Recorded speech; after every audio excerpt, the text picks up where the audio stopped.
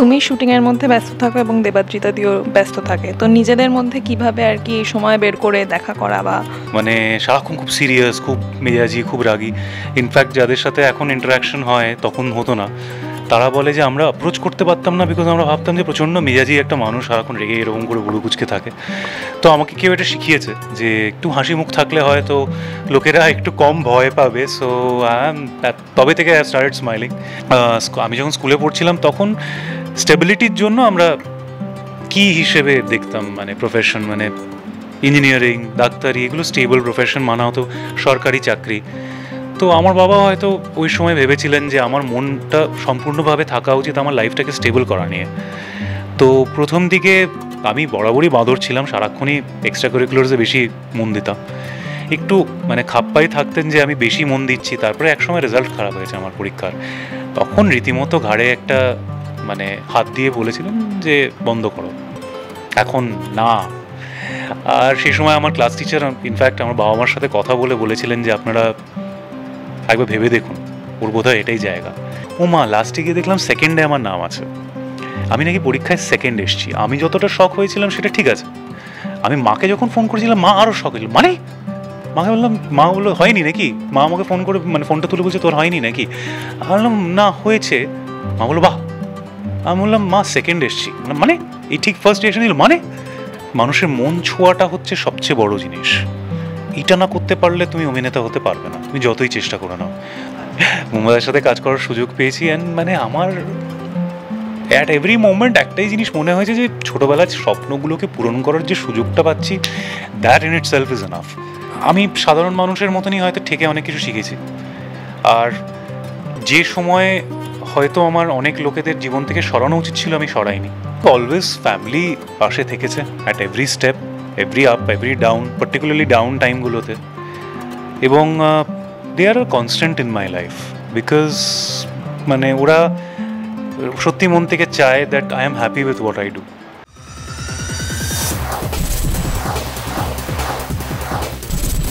এই মুহূর্তে আমাদের সঙ্গে এমন একজন অভিনেতা রয়েছেন যিনি বারবারই নিজের অভিনয় দিয়ে দর্শকদের মন কেড়ে নিয়েছে, সেটা পজিটিভ চরিত্র হোক বা নেগেটিভ চরিত্রই হোক না কেন। আমাদের সঙ্গে এই মুহূর্তে রয়েছে রাহুল দেব বোস। দাদা কেমন আছো? খুবই ভালো আছি, খুবই ভালো আছি। ওয়েদারটা ফাইনালি খুব ভালো হয়েছে, আমাদের সব কিছুই ওয়েদার নিয়ে গভর্ন। একটু বৃষ্টি পড়ছে ফাইনালি, সো খুব খুশি ইন দ্যাট ওয়ে যে অ্যাটলিস্ট ঘামটা বন্ধ হয়েছে। একদমই। এবং এই যে খুশি থাকার যে তোমার ব্যাপারটা, সবসময় এই যে একটা হাসি, তবে এটা কিভাবে, মানে যতই আপস অ্যান্ড ডাউনস আসুক না কেন? না আসলে প্রথম দিকে যখন আমি আমার ক্যারিয়ারটা শুরু করেছিলাম তখন আমাকে অনেকেই বলেছিল যে আমি সারাক্ষণ গোমড়ামুখ হয়ে থাকি, মানে সারাক্ষণ খুব সিরিয়াস, খুব মেজাজি, খুব রাগী। ইনফ্যাক্ট যাদের সাথে এখন ইন্টারাকশন হয় তখন হতো না, তারা বলে যে আমরা অ্যাপ্রোচ করতে পারতাম না বিকজ আমরা ভাবতাম যে প্রচণ্ড মেজাজি একটা মানুষ সারাক্ষণ রেগে এরকম করে বুড়ো কুচকে থাকে। তো আমাকে কেউ এটা শিখিয়েছে যে একটু হাসি মুখ থাকলে হয়তো লোকেরা একটু কম ভয় পাবে। সো তবে থেকে আই স্টার্টেড স্মাইলিং। আর লাইফে আছে কি, it's about moving on, moving with work in your life, জীবনে এগিয়ে যাওয়াটা। So with a smile on your face হলে এনার্জিও থাকে, ভালো লাগে। এবং তোমার তো ইন্ডাস্ট্রিতে আসা একজন এক্সিকিউটিভ পরিচালক হিসেবে, এক্সিকিউটিভ ডিরেক্টর হিসেবে, তো এই যে ওখান থেকে একজন অভিনেতা হওয়ার যে মনোভাবনা বা মনোবৃত্তি, সেটা কিভাবে এলো? অ্যাসিস্ট করেছি। আর মানে আমার এটা তো আকাশ থেকে পড়েছে, I D not have any idea. অভিনয় করতাম, স্টেজে অভিনয় করতাম, বাট খুব যে একটা ইনক্লিনেশন ছিল যে এটা নিয়েই ক্যারিয়ার হবে অ্যান্ড এভরিথিং, তা নয়। রাদার একটা টেনশন থাকতো যে মানে মেবি এটাকে ক্যারিয়ার হিসেবে নিতে চাই না বিকজ স্টেজে যেটা করি সেটাতে মজা পাই, খুব আনন্দ পাই। আর যে কোনো জিনিসের মধ্যে একটা যদি পারিশ্রমিক জুড়ে যায় তখন একটা দায়িত্ববোধ বেড়ে যায় আর কি। সো আমি জানতাম না যে আমি অতটাও মানে ছ্যাবলামো থেকে বেরিয়ে এসে আমি সেই দায়িত্বটা ঘাড়ে নিতে পারবো কি না। তো it just happened one day. there is a particular person, there are in fact two people, দুটো লোকও বলা ভুল হবে, there is a bunch of people যারা মানে আমায় আর কি আবিষ্কার করেছিলেন সেইভাবে, সেই অর্থে। তার মধ্যে প্রমুখ নাম হচ্ছেন অনিন্দ্য ব্যানার্জি। উনি এক সময় আমাকে ফোন করেছিলেন যে আমরা নতুন মুখ খুঁজছি, শুনেছি তুমি অভিনয় করো। আমি বললাম স্টেজে করি স্যার, তো তুমি কি করতে চাও এখন? আমি তখন বললাম, এক মিনিটের জন্য ভাবলাম যে কি বলবো, তখন বললাম যে হ্যাঁ করতে পারি। তো তখন আমাকে ডাকা হলো, আমি একটা অডিশন দিলাম। আমার সত্যি খুব মানে আমি ভাগ্যবান যে আমার অডিশন ওনাদের পছন্দ হয়েছে, আর তারপরে after that history as it went. এবং এই যে লড়াইটা, মানে এই অভিনেতা হওয়ার পিছনের যে লড়াইটা, এই সময় তোমার পাশে কে ছিল, মানে ব্যাক সাপোর্ট হিসেবে কারা ছিল? আই থিঙ্ক অলওয়েজ ফ্যামিলি পাশে থেকেছে at every step, every up, every down, particularly down টাইমগুলোতে। এবং they are constant in my life because মানে ওরা সত্যি মন থেকে চায় that I am happy with what I do. তো সেটার জন্য আমাকে অনেকটা হয়তো স্টেবিলিটি স্যাক্রিফাইস করতে হয়েছে। আমাদের অনেকেই জানবেন যে আমাদের প্রফেশনটা economically maybe is not that easy to be stable in. হওয়া যায়, বাট একটা পার্টিকুলার জায়গায় পৌঁছানোর পর। তো প্রথম দিকে যখন সত্যি সে জায়গায় আমি ছিলাম না বা ধারের কাছে ছিলাম না, তখন একটা টেনশন গেছিলো, চোখের সামনে দেখতে পারতাম বাবা মার একটা চিন্তা যে এটা কোন দিকে যাবে। অবভিয়াসলি গর্ববোধ তো ছিলই যে আমাদের পুরো বংশে প্রথমবার কেউ আর কি ফাইনালি স্ক্রিনে উঠেছে, বাট একটা টেনশন সবসময় ছিল যে এটা কতদিন এগোতে পারবে, কতদূর নিয়ে যেতে পারবে। তো টাচউড আমার নানা করে 7 বছরের উপরে হয়ে গেল অভিনেতা হিসেবে। সো আশা করি মানে এখন অবধি যা করেছি I have done well. So এখন দে সি অ্যান্ড দে আন্ডারস্ট্যান্ড। এখনও এমন নয় যে সিচুয়েশান এমন যায় না যেখানে মনে হয় যে maybe you should do something else, but আমি কখনো ওই প্রেশারটা আমার ফ্যামিলি থেকে পাইনি। Then they have always said কি do exactly what you want to do, আমরা পেছনে আছি। তো মানে প্রথম থিয়েটার যখন বা অভিনয় যখন করতে, তখন বাবা মনে হয় মানে থিয়েটারটা দেখতে যায়নি, তো সেটার ব্যাপার? বাবা আমার বরাবরই স্কুলের প্রিন্সিপালের মতন, মানে ডিসিপ্লিনটা আমার জীবনে আনার চেষ্টা করেছেন because he has felt that it is important in life. আর আই থিঙ্ক আমি যখন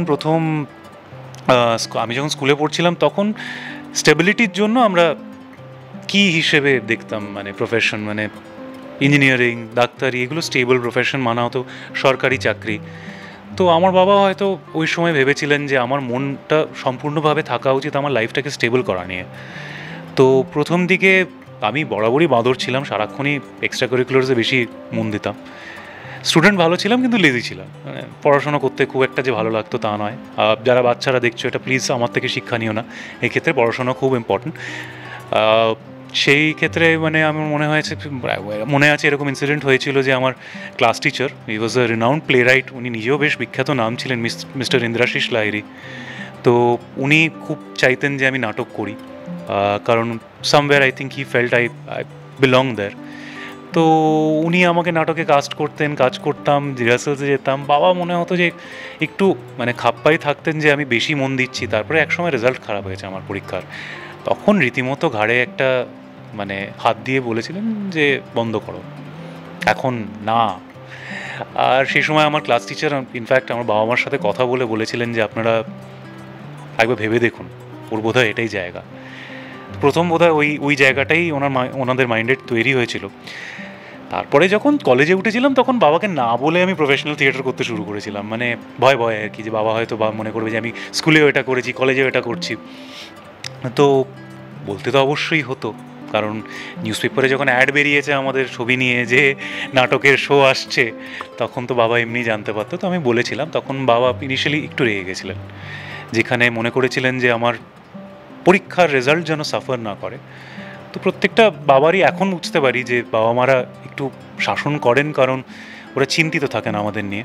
তো সেই সময় একটু শাসন করার জন্য হয়তো প্রথম নাটকটা দেখতে যাননি, কিন্তু পরে গেছেন, পরের নাটকগুলো দেখতে গেছেন। এবং একটা সময় বাবা নিজেই বলেছিল এটাই তোর জায়গা, বুঝতে পেরেছি, কিন্তু একটা কন্ডিশন থাকবে, পড়াশুনো শেষ করতে হবে। পড়াশুনো কত অবধি? মাস্টার্স অবধি, তারপরে যা ইচ্ছে। মানে দুটো বিষয় মাস্টার্স, জার্নালিজম এবং ফিল্ম স্টাডি। সেটার পিছনে একটা মানে বিশাল কমিক স্টোরি, যেটা আই থিঙ্ক আমি আগেও বলেছি। আমার আসলে আমি প্রচণ্ড একটু বেশি মানে দুঃসাহসী ছিলাম জীবনে।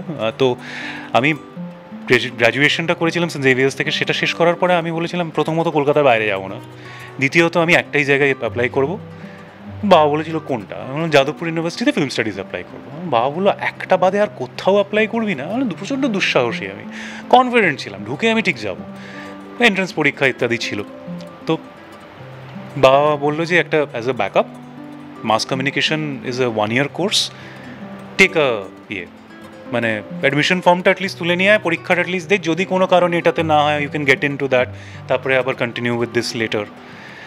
তো পরীক্ষা দিয়েছিলাম, খুব হেলতে দুলতে গেছিলাম একটু, হ্যাঁ পরীক্ষা দিচ্ছি হচ্ছে না, কারণ আমার মাইন্ডে আমি কনফিডেন্ট ছিলাম ফিল্ম স্টাডিজ আমি ক্র্যাক করবোই, কারণ ওটা আমার দখলের জায়গা। তো মাস কমিউনিকেশনের পরীক্ষাটা দিলাম, সব হলো টলো, এভরিথিং ওয়াজ ডান। তারপরে যেটা হলো যে আমি রেজাল্টটা দেখতে যাইনি, ফিল্ম স্টাডিজ হয়ে গেছে আমার, আমি কেন দেখতে যাব? তো বাবা বলে সে হঠাৎ করে একদিন বলছে, এই তুই অ্যাডমিশন পরীক্ষা দিয়েছিস না? আমি বললাম হ্যাঁ। তো কী দরকার, এটা তো হয়ে গেছে। তুই অ্যাডমিশন পরীক্ষায় ফর্মে টাকা দিয়েছিস না? হ্যাঁ। তো বাবা বললো যাও গিয়ে রেজাল্টটা দেখে এসো। তখন তো আর অতটা অনলাইন দেখা যেত না, তো মানে তা বলে আমি প্রাচীন যুগের নয়, তখন অনলাইন এই পার্টিকুলার কোর্সটার অনলাইন রেজাল্ট বেরোতো না। তো আমি হেঁটে হেঁটে গেলাম, তখন এখানেই থাকতাম, হেঁটে হেঁটে গেলাম যাদবপুর ইউনিভার্সিটি অবধি। ওই হেলতে দুলতে দেখতে দেখতে আবার আমার ছিল কি, পরীক্ষাটা তো খুব এলেগোড়োর মতন দিয়েছি, তো নিচের দিক থেকে দেখি যদি হয় নাম যদি থাকে তাহলে লিস্টের শেষের দিকেই হবে। হ্যাঁ, শেষ দিক দিয়ে শুরু করলাম, দেখতে দেখতে দেখতে ফার্স্ট লিস্ট নেই, মানে পেছন থেকে ফার্স্ট লিস্ট নেই। আর মানে ফার্স্ট লিস্টটা ছিল 300 জনের, ওরা ইয়ে করেছিল, 1200 জন পরীক্ষা দিয়েছিল, 300 জন শর্ট লিস্ট করেছিল। দেখছি নেই নেই, আর তো হবেই না, এত এলেগোড়োর মতন পরীক্ষা দিয়েছি, তার উপরে কি যেতে পারি? ও মা, লাস্টে গিয়ে দেখলাম সেকেন্ডে আমার নাম আছে। আমি নাকি পরীক্ষায় সেকেন্ড এসেছি। আমি যতটা শক হয়েছিলাম সেটা ঠিক আছে, আমি মাকে যখন ফোন করেছিলাম মা আরও শক হয়েছিল। মানে মাকে বললাম, মা বললো হয়নি নাকি? মা আমাকে ফোন করে মানে ফোনটা তুলে বলছে তোর হয়নি নাকি? আমি বললাম না হয়েছে। মা বললো বাহ। আমি বললাম মা সেকেন্ড এসেছি। মানে এই ঠিক ফার্স্ট রিয়াকশন দিল মানে, কারণ মা জানতো যে আমি খুব এলেগোড়োর মতন পরীক্ষাটা দিয়েছি। তো বাবা চট করে ফোনটা নিয়ে বললো কী হয়েছে? বললাম হয়ে গেছে, সেকেন্ড এসেছি। বললো ঠিক আছে, ওরা অ্যাডমিশনের ফর্ম দিচ্ছে। আমি একবার মানে 5 সেকেন্ডের জন্য কেন না অ্যাডমিশনের ফর্ম দিচ্ছে কি? বললাম হ্যাঁ দিচ্ছে, কেন? তুলে নে। আমি বললাম কেন? ওই কোর্সটা বিকেলে তো? আমি বললাম হ্যাঁ। আর তোর ফিল্ম স্টাডিজটা সকালে? ঠিক আছে, ফর্মটা তুলে নে। এই করে বাড়িতে এলাম, ফর্ম তুলে নিয়ে এসে ওটা ভরা হলো এবং বলা হলো পড়ো। আমিও শান্ত শিশুর মতন হ্যাঁ ঠিক আছে পড়ো করে, এই হচ্ছে আমার story of doing 2 masters courses, সকালে একটা বিকেলে একটা। লাইফে একটা অন্যতম এক্সপিরিয়েন্স। ভাই মানে এখান থেকেই মানে ব্যালেন্স করার ব্যাপারটা মনে হয় খুব ভালোভাবে তুমি শিখে গেছো। ব্যালেন্স করার ব্যাপারটা আমার চিরকালই ছিল, বিকজ আমি ছোটোবেলা থেকেই মোটামুটি আমার এক্সট্রা কারিকুলার আর কারিকুলার্সগুলো সব ব্যালেন্স করতে গিয়ে অনেক কিছুই করেছি। আর মোটামুটি ইন দ্যাট সিচুয়েশন আমি মানে আমার ভাইকেও দেখেছি ছোটোবেলায় যখন ও বড়ো হয়েছে, এই হ্যাবিটটা হয়ে গেছে। সো সব কিছু ব্যালেন্স করার একটা টেন্ডেন্সি হয়ে গেছে। একদমই। এবং তুমি এখন মানে যেরকম আর কিভাবে চলছে এখন ইন্ডাস্ট্রি, তুমি তো থিয়েটার থেকে আর কি থিয়েটারের স্ট্রাগলটা বা থিয়েটার করে তুমি একজন উঠে আসা অভিনেতা, তো সেক্ষেত্রে এখন যে কাজ পাওয়ার ব্যাপারটা অনেকটা সোজা হয়ে গেছে, তো সেটা নিয়ে তোমার কি বক্তব্য? মানে সোজা হয়ে গেছে ইন দ্য সেন্স মানে এখন কিছু জনকে দেখা যাচ্ছে রিল করে আর কি কাজ পাওয়ার যে ব্যাপারটা, মানে যার যে সমস্ত অভিনেতা বা অভিনেত্রী বলা যেতে পারে যাদের আর কি ফলোয়ার্স বেশি, তাদেরকে কাস্ট করা হচ্ছে ছবিতে বা সিরিয়ালে। না, এইটা প্রচণ্ড কমপ্লিকেটেড একটা বিষয়, কারণ অতটা সহজ নয় যতটা আমরা সহজ করে ফেলি। বিকজ আমরা আমার মনে হয় মানুষের মন ছোঁয়াটা হচ্ছে সবচেয়ে বড় জিনিস। এটা না করতে পারলে তুমি অভিনেতা হতে পারবে না, তুমি যতই চেষ্টা করো না। তুমি প্রচণ্ড মানে মার্জিতভাবে প্রচণ্ড টেকনিক ওরিয়েন্টেড প্রচণ্ড ভালো স্ট্রং অভিনয় করতে পারো in terms of technicality, but যতক্ষণ না দর্শক তোমায় পছন্দ করে তুমি একজন ক্রাফটসম্যান ভালো হতে পারো, আর্টিস্ট হতে পারবে না। That's what I feel.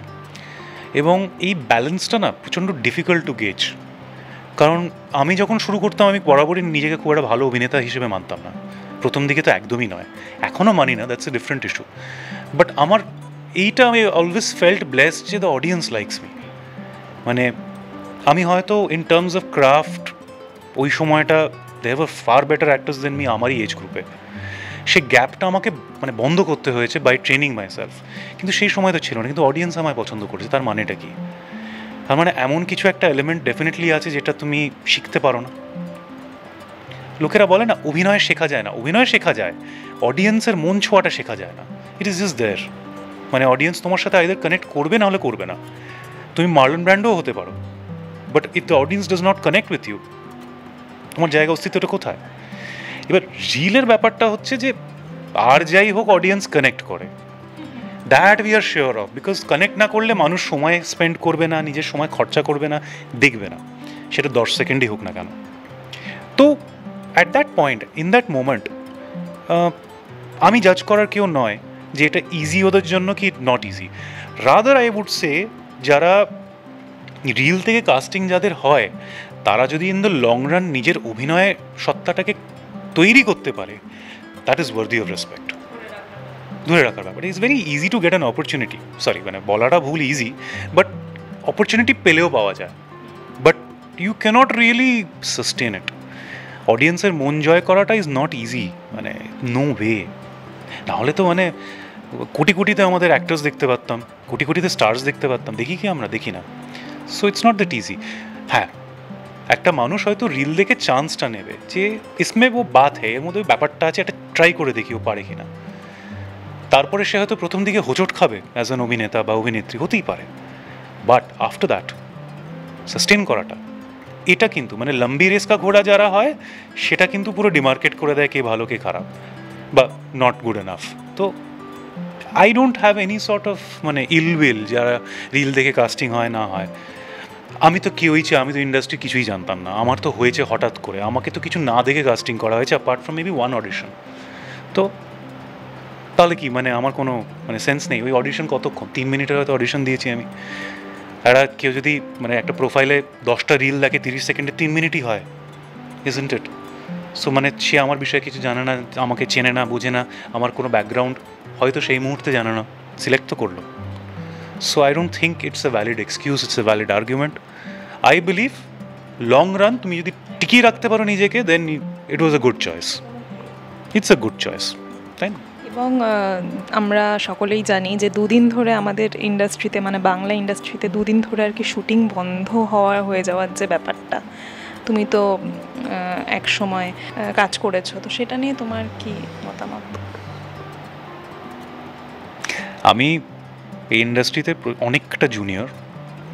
আমি যত বছর কাজ করছি তার থেকে প্রায় 4 গুণ 5 গুণ বেশি সময় যারা কাজ করছেন এই পুরো ব্যাপারটার ফোরফ্রন্টে ছিলেন। আই বিলিভ ওরা ডিল করেছে in the way that it could have been ডেল্ট with, best possible way. আমরা যদি শ্যুট নাও করে থাকি তাহলে খুব কম টাইমের জন্য শ্যুট করে নিই, 2 দিন। আমি ওদের এই কথার সাথে একমত যে মনোমালিন্য হবেই, বিকজ আমরা we belong to different backgrounds, আমাদের ডিফারেন্ট ইন্টারেস্টস আছে, আমরা সবাই artist, but we are a family. At the end of the day আমরা একটা বিশাল বড় এন্টারটেনমেন্ট ইন্ডাস্ট্রি। তো বাড়িতেই ঝামেলা হয়, ভাইয়ে ভাইয়ে ঝামেলা হয়, ভাই মায়ে ঝামেলা হয়, ছেলে মায়ে ঝামেলা হয়, বাবা ছেলের ঝামেলা হয়, মেয়ে আর বাবার ঝামেলা হয়। তো ইট হ্যাপেন্স, সলভ করাটা important. And I feel they have moved ahead in the right way, they have gone ahead. ওরা একটা কমিটি ফর্ম করছে from what I have heard last.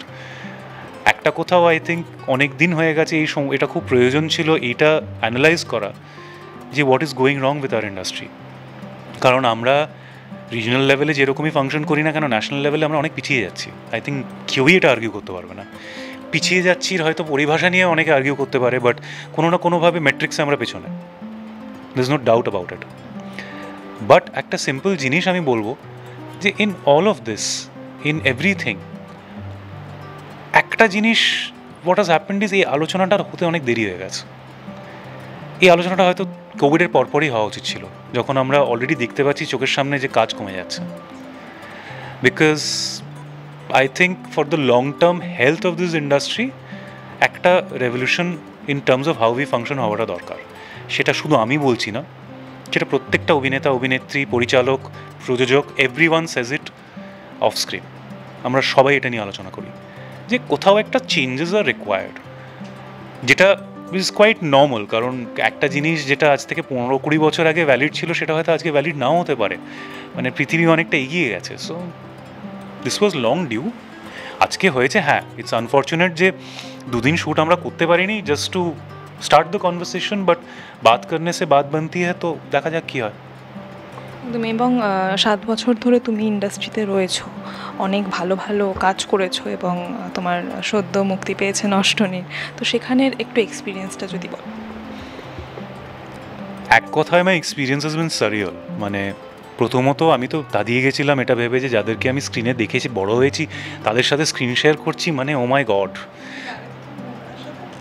মুম্বাইয়ের সাথে কাজ করার সুযোগ পেয়েছি। অ্যান্ড মানে আমার অ্যাট এভরি মোমেন্ট একটাই জিনিস মনে হয়েছে যে ছোটোবেলার স্বপ্নগুলোকে পূরণ করার যে সুযোগটা পাচ্ছি, that in it self is enough. আমাকে অনেকে জিজ্ঞেস করে যে আর কত কিছু চাও। আমি বলতেই পারি যে আমি চাঁদ চাই। চাঁদ চাইলেই তো চাঁদ পাওয়া যায় না, চেষ্টা করতে হয়, চেষ্টা করি। বাট চাঁদের দিকে যেতে যেতে অনেক কিছুই আর কি অর্জন করতে পেরেছি, সেটা আই থিঙ্ক আমার সৌভাগ্য। So I consider myself lucky. আর লাকিয়ার স্টিল যে মানে একটা অডিয়েন্সকে আমি এন্টারটেন করতে পেরেছি, because at the end of the day আমরা যা করি ওদের জন্য করি। আজকে যখন রাস্তাঘাটে যাই, যখন বিভিন্ন লোকেশনে যাই কাজ করতে হোক বা একটু রিল্যাক্স করতে হোক, তখন যখন আমরা ওদের ভালোবাসাটা দেখি, ওরা হয়তো আমাদের চেনে না, মানে জাস্ট দেখেছে হয়তো অনস্ক্রিন, বাট সে আত্মীয়তাটা, এতগুলো লোক আমাদের প্রতি একটা আত্মীয়তা রাখে, that in it self is overwhelming. তো আই এম লাকি, মানে আমি নিজেকে সত্যিই ভাগ্যবান মনে করি। I am very lucky. একদমই। এবং এই যে তোমার একটা পজিটিভনেস এবং এত সুন্দরভাবে তুমি সবার মধ্যে পজিটিভনেসটা ছড়িয়েও দাও, তো এক্ষেত্রে কি মানে তোমার কি মনে হয়, মানে মনের মানুষটা বা পাশে যে থাকে তার থাকাটাও মানে অনেকটা আর কি ম্যাটার করে, পজিটিভ থাকাটা? পরিবেশ সব কিছুই ডিসাইড করে আলটিমেটলি, বিকজ আশেপাশের মানে তোমার পাশের পরিবেশটা যদি ঠিক না থাকে তুমি ফাংশন করতে পারবে না, দ্যাটস এ ফ্যাক্ট। আমি জেনারেলি এটা ফিল করি যে নিজের আশেপাশে ভালো লোকদের রাখাটা খুব প্রয়োজন। অ্যান্ড আমি সাধারণ মানুষের মতনই হয়তো থেকে অনেক কিছু শিখেছি। আর যে সময়ে হয়তো আমার অনেক লোকেদের জীবন থেকে সরানো উচিত ছিল, আমি সরাইনি, পরবর্তীকালে ভগবানের দয়ায় সেটা নিজের মতনই হয়ে গেছে। তো তারপরে এখন এই মুহূর্তে আমার পাশে যে পরিবেশটা, আশেপাশে আমার ফ্যামিলি, আমার মনের মানুষ হোক বা আমার গোটা বন্ধুর সার্কেল হোক, আমি বিলিভ করি খুব পজিটিভ এখন। আমি বিলিভ করি ওদের মানে উৎসাহে আমি অনেকটা এগোতে পারি, ফর শিওর। একদমই। তুমি শুটিংয়ের মধ্যে ব্যস্ত থাকো এবং দেবাদ্রিতা দিও ব্যস্ত থাকে, তো নিজেদের মধ্যে কিভাবে আর কি সময় বের করে দেখা করা বা শুটিংয়ে পৌঁছে যাই একে অপরের, একজনের শেষ হলো আরেকজনের শুটিংয়ে আমরা পৌঁছে গেলাম, মোটামুটি এইভাবেই। মানে ওই জানি না ওই ছবিটা আপনারা দেখেছেন কিনা, আসা যাওয়ার মাঝে বলে একটা ছবি হয়েছিল, যেখানে দুই পক্ষই আর কি এমন কাজ করে কি দেখা আর হয় না, মানে তারা স্বামী স্ত্রী দাম্পত্য জীবনের মধ্যে মানে আরোই কঠিন, দেখা হয় না কারণ ওদের শিফট আলাদা। তো আমাদের কিছুটা হলেও ওরকম, মানে আমাদের যার শেষ হয় আমরা আরেকজনের শ্যুটে চলে যাই, এবং শ্যুট থেকে যাওয়া থেকে বাড়ি থেকে ড্রপ করা পর্যন্ত ওইটুকুই। আর তারপরে যেদিন ছুটি থাকে তো অবশ্যই আমরা সময় কাটাই, সেটার আই থিঙ্ক সবাই দেখতেও পায়, বিকজ আমরা হ্যাপিনেসটা শেয়ার করি। সো হয়ে যায়, ম্যানেজ।